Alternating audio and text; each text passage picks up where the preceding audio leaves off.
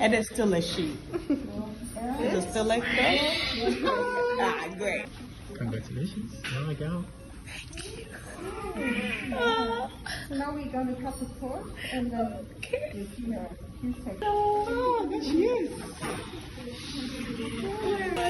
Hello. Want your embrace? Yeah. That's the same face like the brothers. Yes.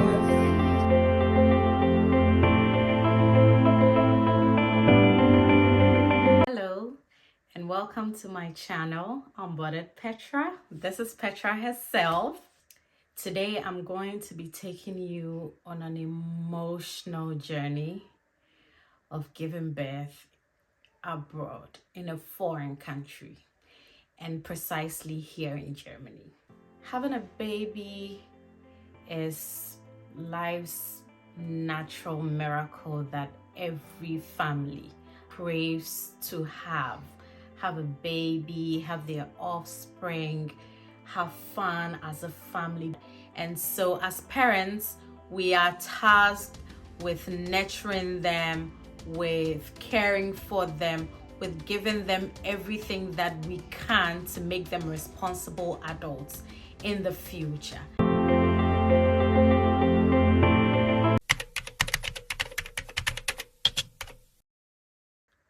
So first off, I want to talk about the challenges, the uncertainties that I faced in such a crucial stage of my life as a pregnant woman living abroad, relocating abroad with my family. I was a pregnant working mother with two energetic toddlers, boys, you know, with no help, no nanny, no help.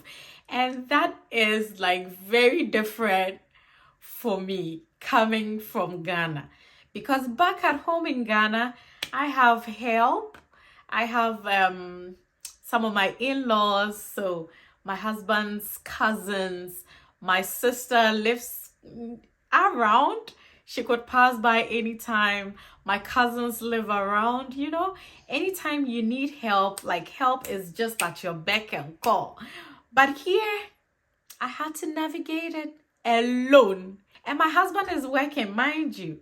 You know, he's the reason we are here. He's the one on the visa. So he can't lose his job, making us some more money.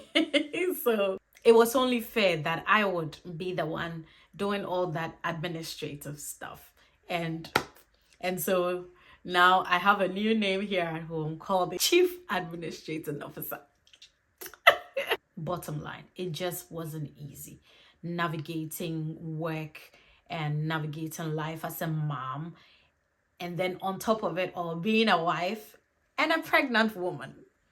So that was crazy for me.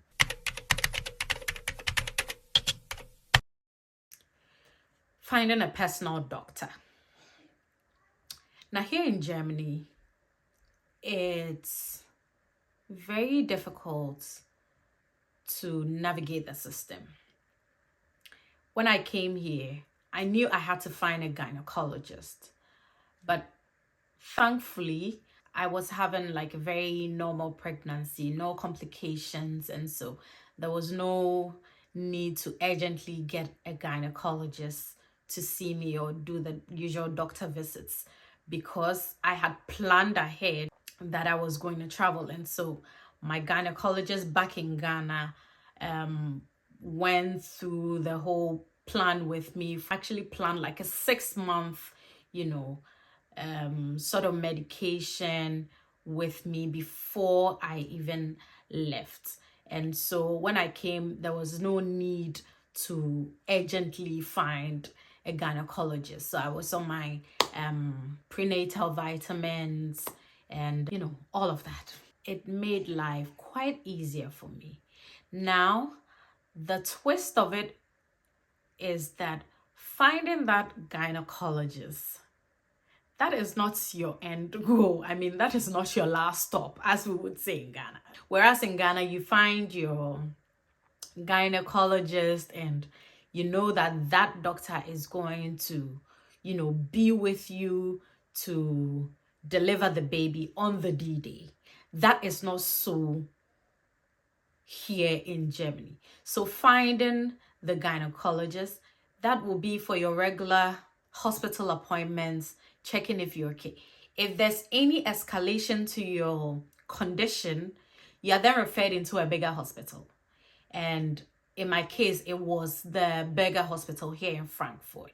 And that's where you have all those departments and the labor, you know, department as well. So once you are due for your birth, you need to pre-register there and go have your baby there and all that. So it's a lot of segregations here that if you don't know, you will be caught pants down.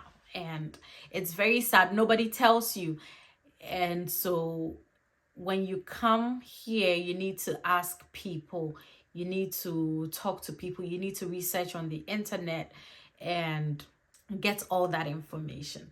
I remember one of my friends from Ghana who lives here helped me out because I was so blank. I mean, it wasn't even part of my priorities because I was more focused on finding an accommodation. And I want to give Florence shout outs to Florence for hooking me up with the doctor.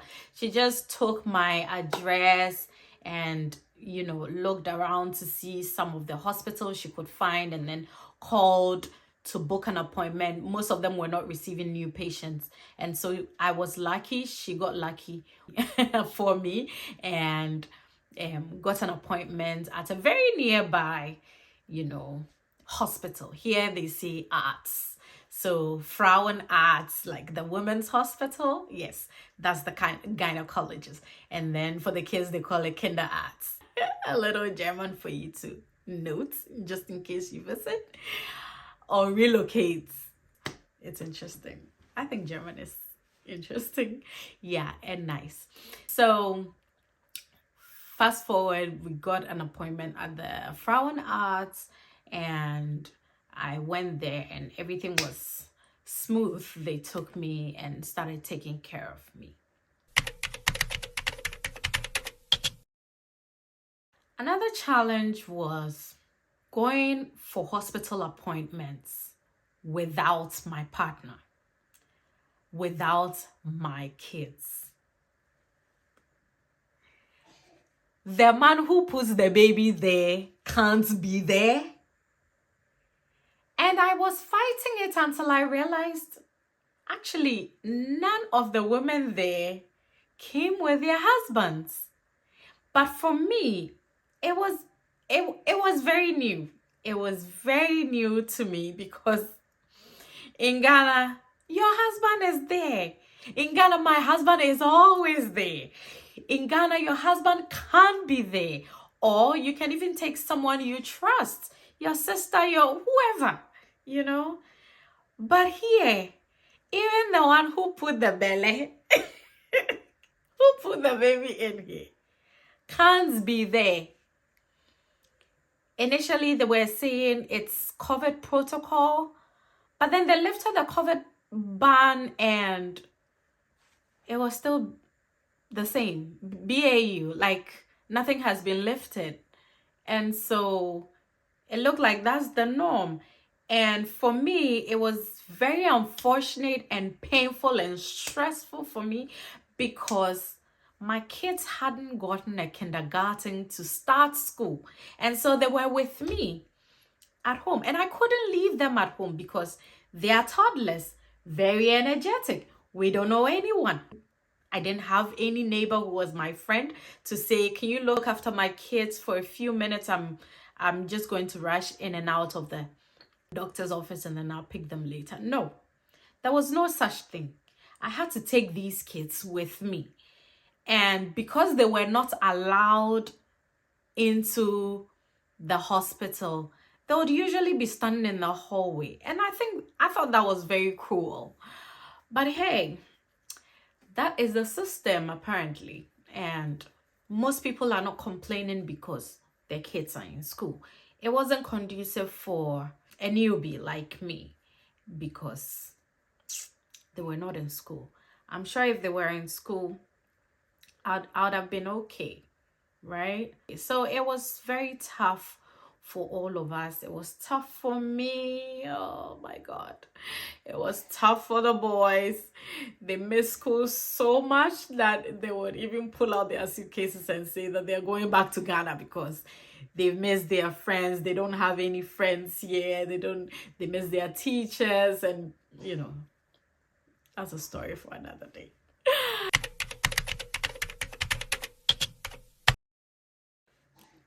So I like to talk about the differences in the birthing process here and back at home in Ghana. Y'all ready? The first one is the check-in time and the ability to eat a few hours and even drink hours to the surgery. New. Let me be practical. I had my baby through cesarean section. So if the surgery was scheduled for a Wednesday, typically in Ghana, you'll check in on Tuesday evening, usually by 7 p.m. By 10 or even 8, you won't eat. No food, no water. That was my experience with my first and second children. No food, no water from like 10 p.m., 8 p.m. till after the surgery, like after 24 hours after the surgery. Now I come here and they tell me, oh, you don't need to come and stay here a day before the surgery.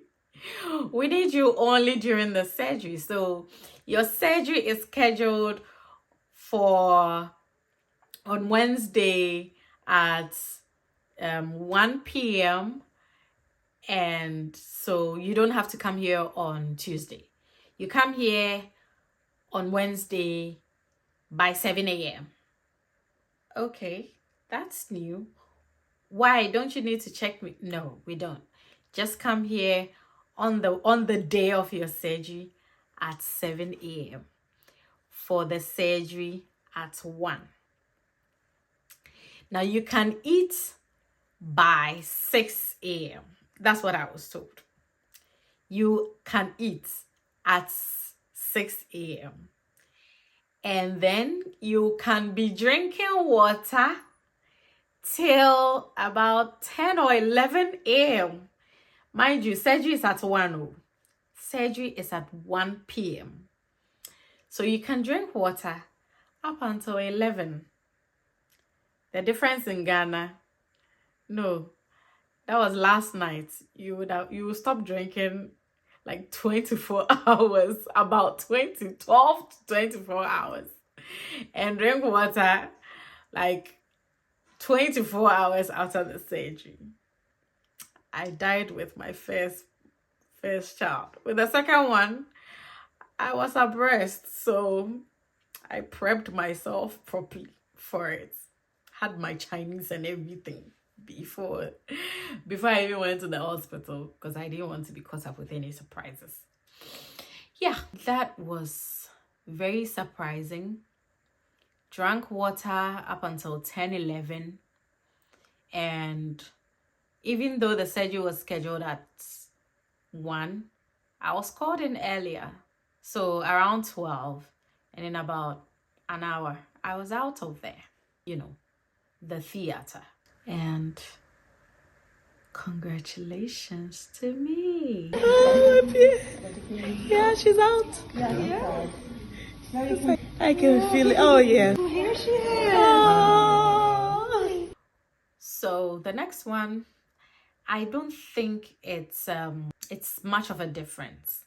That the staff in the hospitals are very friendly, they're very nice, the nurses are nice, you know, everybody is happy. Of course, who doesn't like, you know, babies? Most people like babies, a lot of people. And here in this country, oh, they are crazy about babies. Yes, they are so happy to see a new mom, a pregnant woman. You know, some would like to touch your belly if you allow them. Some would even look at baby and smile and feel her hair and all that. Whatever, it is just a baby. So you even see some people with their own babies and they see you having a baby and they're like crazy about you. It's like smiling widely and it's infectious, right? Yeah, so the nurses here are so nice. They are friendly. The hospital staff, very friendly. And in Ghana, a lot of the private hospitals, that's what you get. I mean, I've never given birth in any public hospital in Ghana, so I can't speak to that. Whatever I may say about that, the public hospitals will purely be hearsays. And based on my experience, it's the same as in Ghana. The nurses are nice, the doctors are nice, you know, make you comfortable before the surgery, during the surgery, so that if there's anything happening with you, I mean, you're recipient of everything, all the things they are doing, and they can't feel as much as you would. And so if you're cold, you should be comfortable enough to tell them that you're cold. If you are in pain, you should be comfortable enough to let them know that, no, this hurts, this makes me feel this way. I remember when my first child, I got very cold at a point. This is back in Ghana.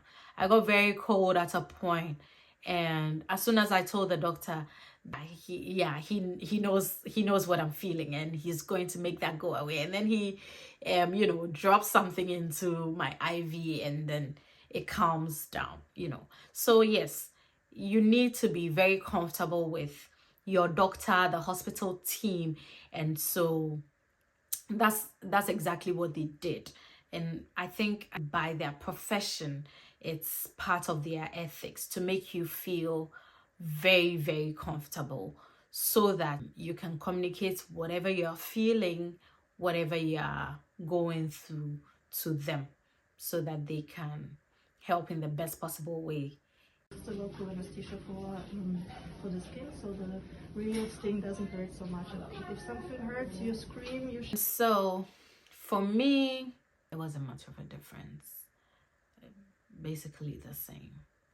And so kudos to Ghana. We are up to standard when it comes to hospital staff friendliness. Now the CS itself was painless. The surgery itself was painless here in Germany. In Ghana, it was also painless. I mean, my doctor for the first and second, superb, like top notch.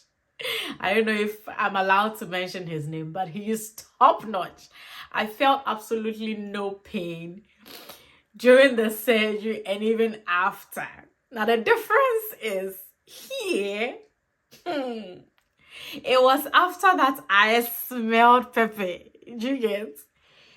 The recovery here was so painful for me, because here apparently you're not giving a lot of pain medication, pain relievers.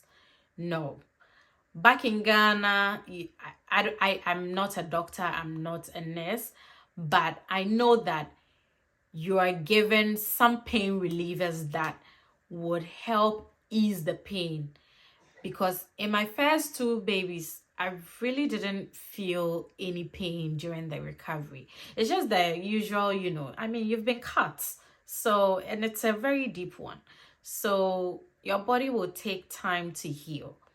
But here, right after the, like right from the recovery room, you could feel the pain. Like right when you wake up, you could feel the pain, because they were not giving medications. Unless like your pain is unbearable, you know, like that crazy one that makes you go crazy. I think that's when they can give you some sort of, you know, legal narcotics, something. I don't know. I'm just speculating. to calm the pain. But otherwise, they will let your body heal by itself as much as it can. And there's a good side to it because they don't want any, complications, anything to interfere with the breast milk, because you are soon going to be breastfeeding your baby, and so like you have your breast milk producing in its very most natural state for your baby, and that is the good side for me. Now the downside of it all is that mama is in pain, and I was in pain. I was in pain. Like when baby starts breastfeeding, I'm in pain. But thankfully, there was a helpful husband. My beloved helping husband, Albert, was there to, encourage me, take care of the baby while I take my time to recover. So it took a while, but yeah, here I am. Can you imagine they even discharged me from the hospital with no medication? They gave me what? Ibuprofen. That's all they that's all they gave me for a CS patient who just gave birth. All they gave me was ibuprofen. Whereas in Ghana, when you are going, they'll give you this, they'll give you that, they'll give you, they'll give you suppositories. So it was when I came home that the pain was still unbearable. And then the next day I went back to the hospital and asked for medication. It was up until then that they gave me suppositories. So, like I said, they want your body to heal in its most natural form. They don't like lots of medication. They want your body to heal by itself, which is good. And so I would say that, whenever you are in pain, shout. Because if you don't shout, nobody knows what you are going through. And so nobody would give you any medication. You can say nobody would care, but I don't want to say that. So there's another part that I wanted to talk about in the recovery. For here, I was shocked that the CS, like the sealing of the stitches, you would have to go back to the hospital to take out the stitches. And I was like, who does this in this 2024? In Ghana, they use the dissolving one. So after the surgery, done and dusted, the thing will just vanish by itself, But then I am told that, no, you need to go back to the hospital and take out your stitches. I was like, and I'd never done that before. So one of my cousins, who happens to be a nurse, advised that the earlier I went to the hospital, the better. So I had to stop everything one Saturday unplanned, went to the hospital to take it off before it gets too late and I'll be in much more serious pain. And even this one, the doctor who took it off was so nice. She took her very good time, sprayed on a lot of disinfectant just to, dissolve the attachment to my skin. But it was still crazy. And it was when it had been taken off that I remembered that I should have recorded it, because that scream that I screamed, I had never screamed like that in my entire life. Not even having a baby. No, it was so loud and everyone in the hallway heard me. So when I came out, they were all looking at me like, did you just die? And it was so painful. But like they say, after you've healed, you forget about all that pain. And you even want to have another baby again. Because they're cute, right? I want want to share with you the most intense and emotional parts of my journey. Was when baby came out of me. I could feel it that she had come out. And even though the scans confirmed that it was a girl, I still wanted to see it with my eyes. Charlie. Me, I don't like hearsay. I want to confirm the thing. So when she came out, I kept asking, is it still like she? Is it still like she? Because I wanted to know that she is still the girl that I have prayed for. And so when she came out of me, I was like, oh my God, you are here. And these people, made me cry when they brought my baby to me, put her to my chest for a warm cuddle. It was taking me back. It was very, very, very emotional. And at that point, you're just bursting with joy and thanks and all that positive emotions and cry even. At that point, you can breastfeed the baby, you can cuddle the baby, so then they give you just like a band here that you can easily breastfeed if you want. And I was in shock, so I just wanted to hold her. I mean, I didn't even think of feeding her. I just wanted to hold her and just look at her, and she looked so much like her brothers. And like, oh, this is she. The Tori K has arrived. Hey, And it's still a she. Is it still like that? Great. Congratulations. There we go. So now we're going to cut the cord and then you see her. Please take.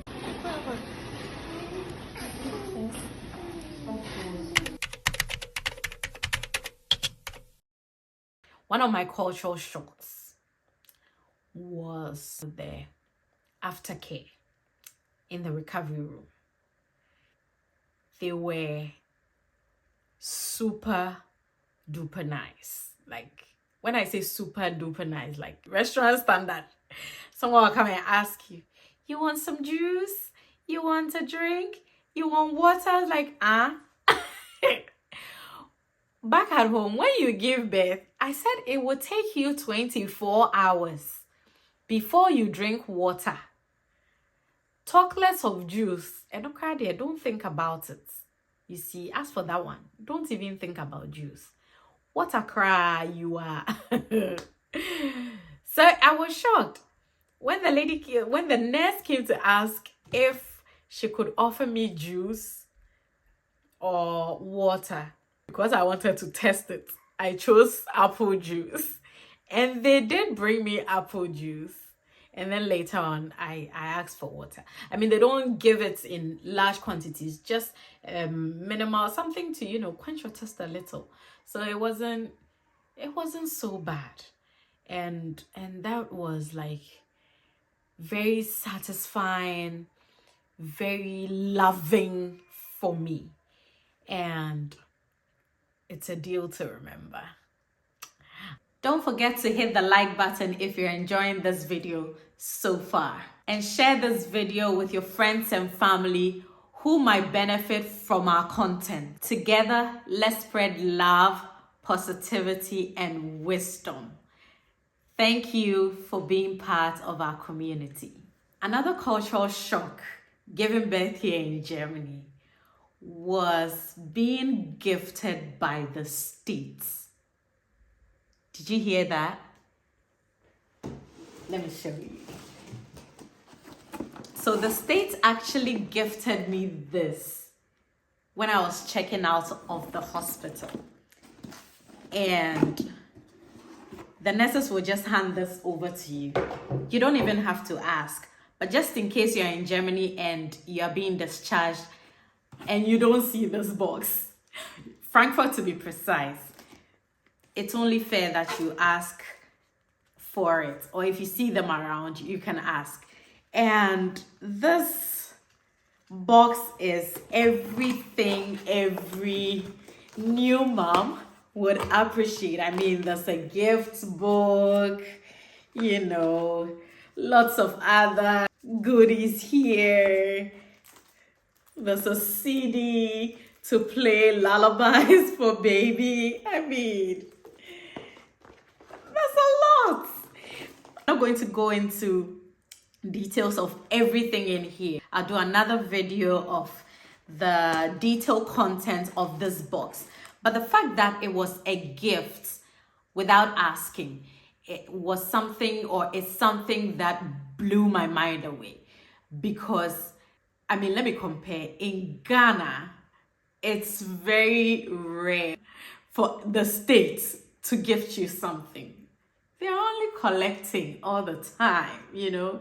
But here, at least you see where your taxes are going to. Okay, if they're taxing you about 40%, you know that some part of it is coming to mothers, is going to other things, other developmental stuff. And it gives every mother, you know, that sense of belongingness, that sense of you're wanted. And Frankfurt does it at its best. I don't know if this is the norm in other cities here in Germany. If you're in another city here in Germany, let me know if you get some of these boxes on your day of discharge from the hospital after delivery. Okay, I want to know. If you're in any part of the world, let me know if your government or if the state gifts you something when you are being discharged home after giving birth or after delivery. I really want to know. I hope I'm not the only one in this. I mean, this is not the first gift I've received from the States. And so it looks like these people like to gift, and it warms my heart. Who doesn't like gifts? When I went in to register for my delivery, I was given a mini gift as well from I think one of their sponsors, and at the time it was HIP. So HIP had this interesting packages for mom-to-bees, and so once you get into the nurse's office to book your appointment and everything, they'll hand it to you on your exit.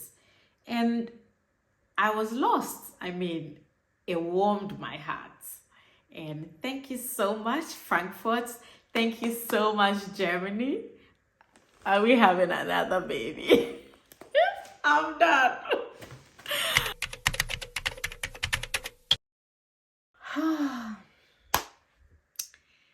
Now, in summary, my birth experience here abroad, here in Germany, has been overwhelming. It's been interesting. It's been challenging. It's been all that it comes with having a baby and more. It's been very emotional. It's given me a different perspective to life and family, and it's made us stronger as a family. It's made me a very strong woman, because here it's do it yourself. Unlike in Ghana, you can get someone to help you out. Can be family, it can be as a paid service, whichever one. At least there is help in Ghana. Here, I know that there is help, but it's usually not, you know, the go-to. I checked up the cost of hiring a nanny for 8 hours, and it was about 4,000. It was about 4,000 euros for 1 month. Okay, and then I'm asking myself, now graduates no more Ghana, I'm just saying. And so it's taught me a lot. It's made me very resilient, and it's shown me the different side of me. I know that I am a doer and a getter, but it's actually proven to me that I can do more than I give myself credit for. And so this is my story. I hope you enjoyed it. You can also share your birth stories in the comment section wherever you are, whether away from home, at home, wherever you may be. And if you still haven't subscribed to my channel, please hit the subscribe button for more personal vlogs from my life abroad.